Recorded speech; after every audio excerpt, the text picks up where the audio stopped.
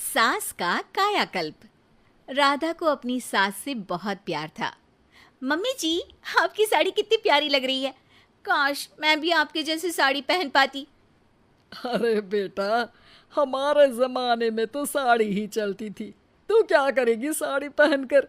दिन भर भागा दौड़ी करती है। साड़ी कंफर्टेबल नहीं फील कराएगी। तू तो ऐसे ही जचती है बेटा।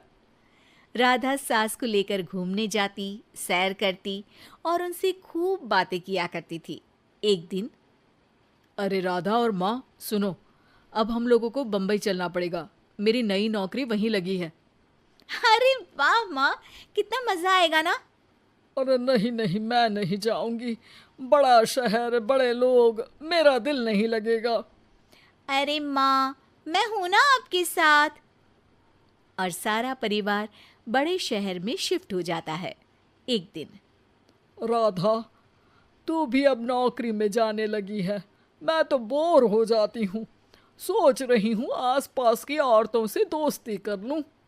हाँ हाँ माँ, और क्या। यहाँ की औरतें तो किटी पार्टी और बहुत सी फन लविंग एक्टिविटी करती हैं। तो बेटा, दो चार फन लविंग से मुझे भी मिलवा देना।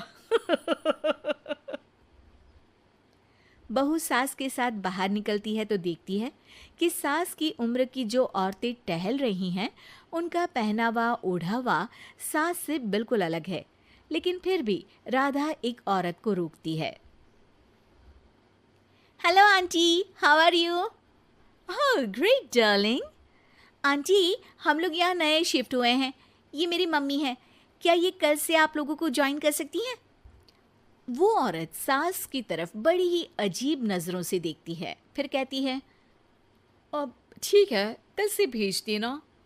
सास समझ जाती है कि उस औरत को वो ठीक नहीं लगी, लेकिन फिर भी वो कुछ नहीं बोलती। अगले दिन, अरे माँ, अच्छी सी साड़ी पहनकर तैयार होकर जाइए। आपको आपकी दोस्तों के पास जाना है ना। और नहीं नहीं, मैं सोच रही हूँ घर पर बैठकर टीवी देखूं। वैसे भी रामायण का नया एपिसोड आएगा। नहीं माँ, आप जाओ ना, लोगों से मिलो, बात करो, अच्छा लगेगा। ना चाहते हुए भी सास उन लोगों के पास जाती है, लेकिन सभी सास से बुरा व्यवहार करते हैं। सास मुंह लटकाकर घर आ जाती है। बहू समझ जाती है कि सास को कुछ हुआ है। वो रोज सास को पार्क में भेजती, लेकिन सास रोज मुंह लटकाकर वापस आ जाती। क्या हुआ माँ, आप बाहर जाकर खुश नहीं होती हैं? अरे बेटा, खुश तो हूँ लेकिन लेकिन क्या माँ, आपको तो लोगों से मिलना, बातें करना अच्छा लगता था। मैं देख रही हूँ कि आजकल आप बाहर से आती हैं तो परेशान सी दिखती हैं। सास कुछ नहीं कहती, अपने कमरे में चली जाती है। अगले दिन राधा चुपके से सास के पीछे पार्क में जाती है।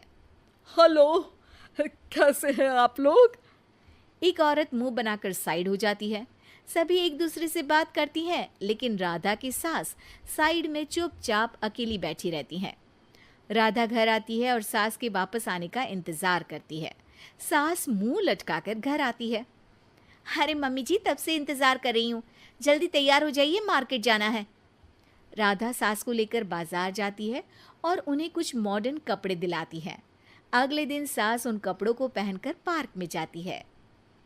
Oh my god, you are looking gorgeous. Beautiful top, कहाँ से लिया? हे, मेरे घर में कल किटी है, तुम जरूर आना। अजीब औरतें हो तुम लोग। मैं रोज आती थी तब तो तुम लोग सीधे मुंह बात भी नहीं करती थी। आज इन कपड़ों को देखकर तुम मुझे घर बुला रही हो। लेकिन सुनो, अब मुझे तुम लोगों से कोई बात नहीं करनी और ना ही दोस्ती करनी है। अरे तुम तो बुरा मान गई। वैसे दोस्ती नहीं करनी थी तो ये कायाकल्प क्यों किया? ये मेरी बहू ने किया है। मैं यहाँ सिर्फ ये देखने के लिए आई थी कि तुमको मुझसे समस्या है या मेरे कपड़ों से। कपड़े तो बदले जा सकते हैं। अच्छा चलो, जो भी हो, अब हम लोग तुम्हें अपने साथ रखने को तैयार हैं। लेकिन अब मुझे तुम लोग नहीं पसंद। ये बोलकर राधा की सास वहां से चली जाती है। वाह माँ जी, आज तो आपका चेहरा खिला खिला सा लग रहा है। लगता है आपकी सहेलियों ने आपको अपना लिया। हाँ, वो तो अपनाना ही था। दिखावे वाली जो है वो, मेरे कपड़े बदलते ही उनका दिल बदल गया। लेकिन आज मैं उन्हें मना कर आई, अरे क्यों माँ जी? क्योंकि उन लोगों को मुझसे नहीं मेरे कपड़ों से दोस्ती करनी थी। वैसे मेरे पास तो तू है ना, मेरी प्यारी बहू, मुझे किसी की जरूरत नहीं है। अरे नहीं नहीं माँ जी, आप ऐसा क्यों सोच रही हैं? बेटा ये गलत भी तो नहीं है, जैसा देश वैसा भेष। क्यों? ठीक है ना माँ, अब जब ये हम लोगों का देश है तो क्यों ना हम यहाँ का भेष अपना ले। हाँ हाँ जरूर, मैं तो तैयार हूँ।